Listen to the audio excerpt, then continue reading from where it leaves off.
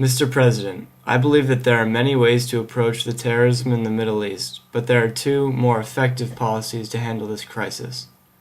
The first, I believe, is a militaristic approach, expanding our presence in the tribal areas of Pakistan. The second is addressing the underlying causes of terrorism by devoting our attention to educating the adolescents and the future of the Middle East. Religion is the cornerstone of the Muslim world. However, there are multiple sub-religions within Islam.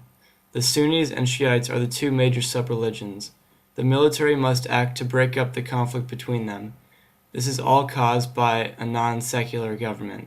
If Islam was not involved in the government in Iraq and Afghanistan, there would not be such tension between the groups. However, there are some things done to people, especially women, that are not written in the Quran but interpreted from it.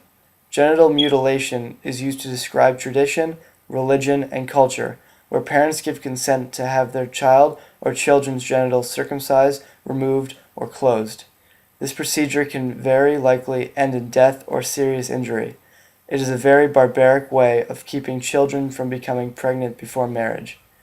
We, as a country, must teach adults as well as children why this is harmful. Honor killings are also very prevalent in the Middle East. If a woman is suspected of being unfaithful to her family by practicing adultery, she is killed to protect the family name. This cannot continue and can be stopped through military presence. If the U.S. takes the lead in addressing humanitarian goals, this will reduce animosity towards us. Oil is a necessity that the U.S. relies on every day. We import around 10.2 million barrels of oil in just one day, and if the Middle East ceases to sell us oil, we will have to resort to other countries. Oil is one of the Middle East's top, if not the top, export. With all of its inarable land, they have been dependent on oil as a source of income for decades. We use about 25% of the world's total energy output, so if we stop buying from countries such as Saudi Arabia, their market will crumble. It is the military's job to keep peace in the Middle East and expunge all terrorist organizations so there is no interference with this important process. Many countries practice Sharia law, which is the law of the Quran. Living and abiding by these set forth laws are crucial to Islam as a religion. If these laws are not followed, people can be put in prison or executed to set an example.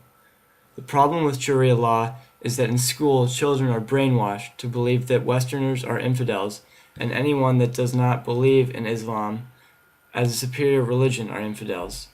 This is why we must address the underlying causes of terrorism in schools. Terrorism in the Middle East has had a huge impact on the way it is looked at by the other nations of the world. Terrorism, especially in the tribal areas of Pakistan, has slowly become more prevalent and has become more of a threat to the world. Al-Qaeda, Hezbollah, Hamas, as well as the Taliban, have influenced and corrupted the governments of the Middle East. With added military presence, this corruption should stop, and we can help Pakistani forces drive Al-Qaeda out of the tribal areas. After doing so, we must reinforce democracy in schools and teach children tolerance and that people of other religions are not the enemy.